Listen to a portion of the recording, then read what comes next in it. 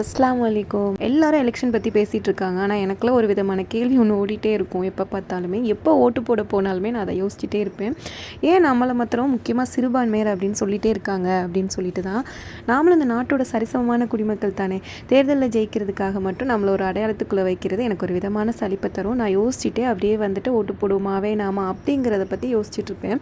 அப்புறம் இது ஒரு கடமை இல்லை, நம்மளுக்கு வந்து இது கண்டிப்பாக ஒரு கடமை அப்படின்னு சொல்லிட்டு சரின்னு சொல்லிட்டு போய் ஓட்டு போட்டு வந்துடுவேன். பட் எனக்கு இந்த விஷயம் மாத்திரம் மைண்டில் எப்போவுமே இருக்கும். யோசித்து பார்த்தோம் அப்படின்னா, நம்ம ஏன் நம்ம உரிமையை விட்டு கொடுக்கணும்? ஒருவேளை நம்ம மௌனமாக இருந்தால் அது வந்து தவறான ஆட்சி வர்றதுக்கு கண்டிப்பாக வழிவகுத்துடுமோன்னு ஒரு பயம் வேறு இருக்கும். அதனால் நமக்கு தரப்படுகிற பெயர்களை விட நம்ம பாதுகாப்புக்கும் சமத்துவத்துக்கும் யார் உண்மையாக குரல் கொடுக்குறா, எந்த ஆட்சி குரல் கொடுக்குது அப்படின்னு பார்த்து அவங்களுக்காக மட்டும் நம்ம ஓட்டு போடணும். நம்ம வாக்கு நம்ம உரிமை மட்டும் இல்லை, அது நம்ம பலமும் கூட.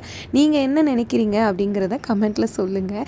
என்ன மாதிரி இந்த குழப்பம் உங்களுக்கும் இருக்கா அப்படிங்கிறதையும் கமெண்ட்டில் சொல்லுங்கள். ஓகே, பாய். அஸ்ஸலாமு அலைக்கும்.